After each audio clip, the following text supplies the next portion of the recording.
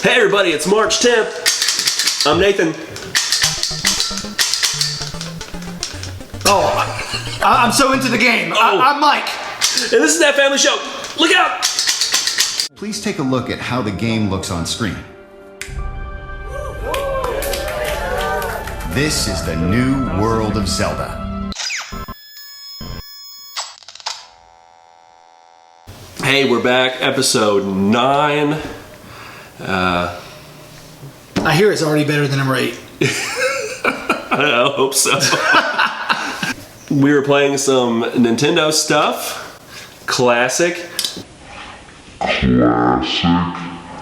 The original Zapper from 1985. The Zapper. This is the... what are the... I mean, I know this is a control pad or whatever. Did it have a name? Like controller? NES controller, I guess. Yeah, I don't know. And see, I've got a Zapper, but mine is red. So I think, or it's orangish red. I think it was a later release. Yep. So I This is the original. Yeah, I didn't have the day one version Day of it. one. 5th grade. Did yours come with the robot? It did. Where's that guy? Who knows? Oh, I don't even know where the NES is. It's the only one I've misplaced over the years of moving and growing up. I can't find. I have all the other ones, but I can't find my original NES. Man, that robot was cool. Played Gyromite with it. Yeah. The power pad. I had that. I had the power pad. I had the robot. Got the power pad. I had the gun. What they have Duck Hunt? Yeah. And it was like a skeet shooting game or something? yeah, I think it may have been. Yeah. Well, or was that part of Duck Hunt? Yeah, I guess it was part of Oh, what's the one with the gangsters? Remember? What, there's something. Yeah, and they'd like pop up. Yes. Yeah. So that's only 2 I remember with the gun. But yeah, so I bet you're wondering why we are bringing out the old school Nintendo gear. Well, as you guys know, the Nintendo Switch just came out a few days ago, and not so favorable reviews from what our crack staff is telling us. That's right. What are you hearing? What's the man on the street saying about the Nintendo Switch? They hate it. They wanna...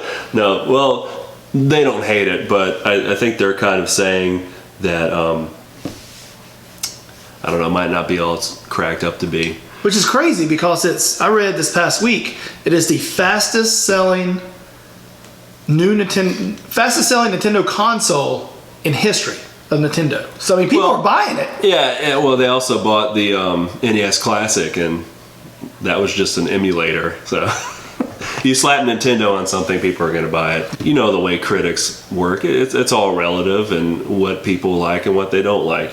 So I'm going to read a little bit from a review on Gizmodo. And so this guy, his name is Alex Kranz. He's a... Sounds like a gamer. Yeah. So he says, after a shipping snafu with Amazon, I spent the better part of the day trying to track a Nintendo Switch down. I experienced exactly what many hopeful Switch owners will experience. I hounded Craigslist, Best Buy, and waited a too long line at GameStop. And now I've spent the last few days living the Switch life. Playing the best it has to offer, and I can say unequivocally that this system is not worth the hassle of tracking down.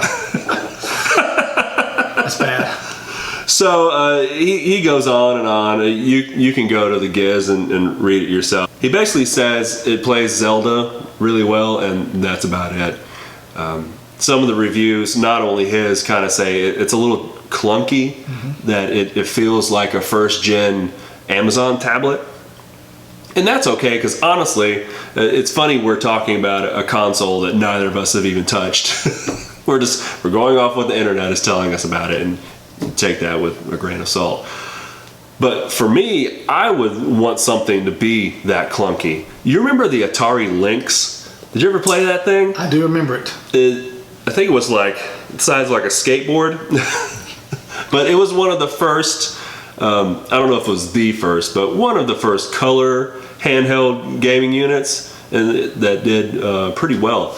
And the Switch kind of reminds me of that.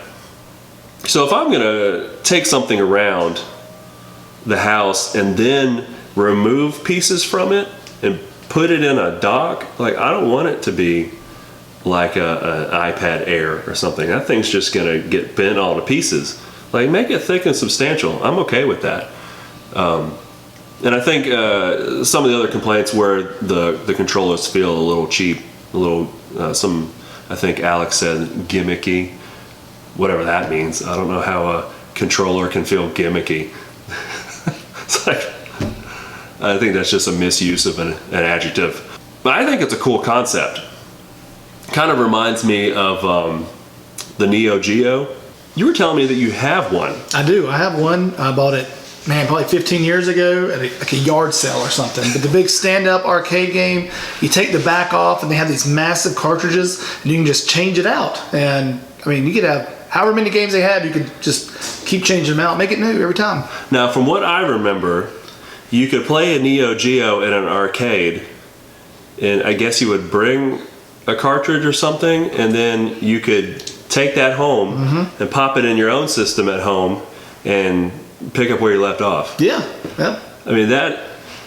The Neo Geo was way ahead of its time. That was. And I didn't have the home system. I had the arcade version. I had the big one, so I didn't have the small one that could just easily fit in my shelf. They were thinking about portable on-demand gaming way before it was truly a thing.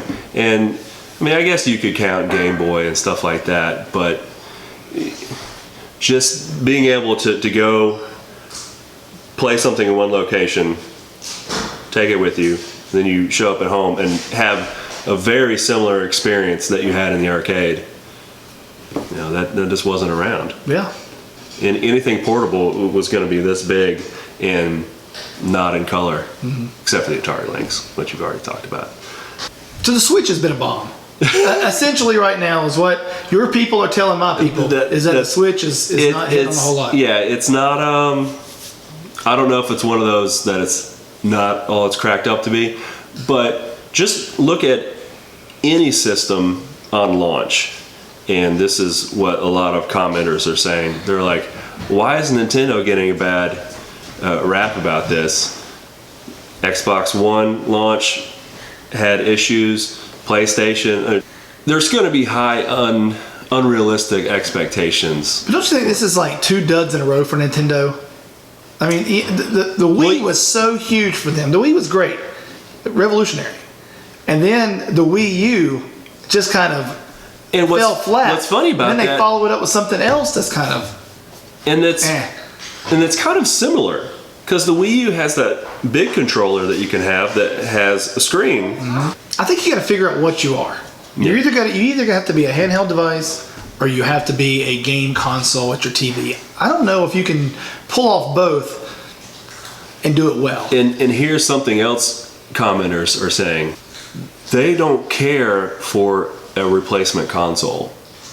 Everything that Nintendo's trying to push on the Switch is that it's going to be your go-to for anything you want to do. With that dock you have hooked up to your TV, you can pop it in there and then you've got the controllers, or you can take it with you in your hand and whatever. People are saying, I don't really care about that because I've got, not personally, but them, they've got an Xbox and a PlayStation, or a combination of whatever's, and people will buy these units supplemental to what they already have. And this is not a Nintendo bashing segment. Yeah, Nintendo that's next week's episode. That's next week. Nintendo has made some quality stuff. You look at all the consoles they've had over the years. They had, of course, the NES, 1985, the one that started it all. The Super NES. They had the N64, the GameCube, the Wii, and then following that up with the Wii U and the Switch. They've had 7 generations now of consoles, in the last, 30 years, 32 years. Yeah. And so that's a pretty good run. But I don't know. For me, nothing beats the original, 4 or 5 Nintendo systems. And I wonder, 'cause when you think Nintendo, you think simple. And maybe that's why the writer of the review was saying he felt that the Switch was gimmicky, that the controller was gimmicky. Because it might just be too complicated. Maybe you think that in the realm of the Xboxes and the PlayStations, who are really going after good graphics and a good overall gaming experience. And usually more edgier games. Yeah. I mean, Nintendo has always been much more on the family-friendly side of gaming. Like, you want to play Zelda, you want to play Mario. Like, you don't need all the bells and whistles. Nobody buys the Nintendo to play Call of Duty. Right. They don't, you know. So we're on this before we wrap up. What's some of your favorite all-time Nintendo games, regardless of platform? What's some of your top 5? Let's see, Contra. There was a game, Low G Man. Back in the day when they had video rental stores, there was one up in town that I would go almost every week and rent Nintendo games, and they had Low G Man. And I don't remember a lot about this game, but the guy kind of just like he floated You're around. the only person to ever rent that game. It may be. Master Blaster. Yeah. That was a good one. What is that, 3? Mario 3. Partially because that was one of the first and maybe only Nintendo games that I bought with my own money. So I was proud to own Mario 3. And plus all the hype with the movie and everything. World Class Track Meet, I think was what it was called. Track and field, yeah. It wasn't. Oh man, what about Excitebike? Anyway. And it could be any Nintendo system, not necessarily the original NES. I didn't play any others. After the Nintendo, I kind of just fell off of the gaming planet for a while. For me, I definitely remember 2 of the original NES games that I could not get enough of. One was Mike Tyson's Punch-Out. Played that thing all the time. Did you have the glove? No, I never used a Power Glove. I had a friend that had Did it work on that? I can't remember if it did or not. Yeah, it might have. I think that was the game it was made for, and Okay. then they kind of, retrofitted it to other stuff. Yeah, so I had Mike Tyson's Punch-Out, and then Kid Icarus. I don't even remember that. Like Yeah. The thing I remember about Kid Icarus, I played that game hours on end trying to get to the end, and you didn't have save features back in the day. It was like you played it for 4 hours, and if you didn't complete it in 4 hours, next time you put it in, you had to start from the very beginning. Yep. Kids nowadays, they don't understand that. Yeah. Multiple lives, multiple continues. They're It too doesn't matter. soft. They are soft. So don't get me started. But with Kid Icarus, I had played it for 2 or 3 hours straight on a Sunday morning before church. And I remember my mom was yelling, "Come on, we gotta go to church, we gotta get to church." I paused it, cut the TV off, went to church for 2 hours, came back home, cut on the TV, it was still there, Man. and finished that game and completed it. That a little bit after we got home. You couldn't do that with an NES console today. It would No, it would fry. Yeah. So those were 2 that I really enjoyed on the original NES. Super NES, I absolutely love Super Tecmo Bowl. And the original Tecmo Bowl was okay, but what I loved about Super Tecmo Bowl, and there's actually they made one that was pretty obscure called Super Tecmo Bowl: The Final Season. You could create. That sounds like a Jason movie or something. But what I loved about it was the first sports game that you could create your own teams, and you could have, I would put in. Of course, I was quarterback or something good. You could put in the names of all your friends, your family, and cool. you could progress throughout the season. And at the end of the season, as you're playing, you got better, as a player. And then you start the second season. It was just ongoing. It was the first sports game to offer that. So I absolutely loved that one. Honestly, I never owned an N64. It was kind of. So what did you play? GoldenEye? No, I always hear about how great GoldenEye is, and I have never played man. GoldenEye. But so we'll skip ahead. What was that? GameCube, right? Yeah. All my friends bought the Xbox because that's what was coming out around that time. I went the Nintendo route because I was a Nintendo loyalist, and I went with the GameCube. And It was a good unit. I really enjoyed it. It was games that jump out at me that I really loved. The game Mario Kart. Mm-hmm. The Mario Kart on the GameCube was fantastic. So that's one of my favorites. And then, of course, I jumped in and got the Wii, and the Wii was okay. It was groundbreaking. It was groundbreaking. Of course, with all the. How many TVs did you bust? Exactly. You got to make sure you have it on. But but I enjoyed again. Mario Kart, Mario Party 8. Those were some great Wii games. we ultimately took our Wii system and passed along our Wii system and the games to my parents. And you want to watch something fun, you watch a couple of 60-some-year-olds in their living room playing golf. We should film And that. Dad gives me updates every week. I beat your mom. I was 3 under and she was 1 under. And I'm like, Dad, that's it's not funny. real golf. Like, but it's like, funny. but they love it. And so, hey, if it's keeping old people moving, then that's good. Yeah. So that was it. That's kind of my favorite Nintendo games that jump off the top of my head that I really loved. Some good stuff. Yeah. Speaking of good stuff, Yeah. what's happening this week? Hello. Not too sure. That is good. Hopefully I'll have another music video up for us.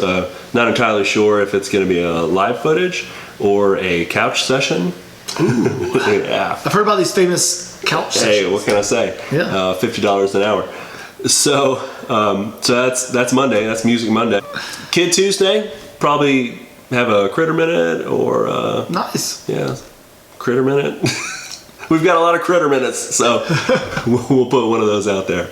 So we got some more game reviews coming out this week. Man, how many more games you want me to review? Hey, man, Jeez. that's your job. All right. You got one job. And I'm not very good at it. So yeah, it might be sort of a light week, but that's what's coming up. Hey, and I guess the big announcement is we are in the tribe now. We are on iTunes. That's right. And so you go to podcast, iTunes, and look us up. Just punch in That Family Show, And we you show can up. listen to all of this. Got to kind of scroll down a little bit, but Yeah. we'll be there. We're there. Yeah. We're going to be rising the charts. That's right. We're already at the top of the YouTube. That Family, That's funny, right. happy. Yeah, the Barbie thing. Yeah, we're over finally- them. So Took them out. you can find us easily now. So next week, next Friday, is the Decasode, number 10. It's going. 10, Roman numeral 10. Oh, okay, an X. I thought What did you think I was on? Get away from me, Decade episode. Vampire. There's going to be some good stuff. Bloopers galore. Yeah, bloopers, some extended footage. There's going to be stuff that you've never seen before. Some extra things from that got cut from earlier episodes. Some parts that no one should ever see, but we're going to show you anyway because we've got to fill up some time. So yeah, I guess that's it. All right. So this is Nathan signing off. And this is Mike. BA, up, down, left, right, start. Oh yeah. See you next week. See ya. The old Contra.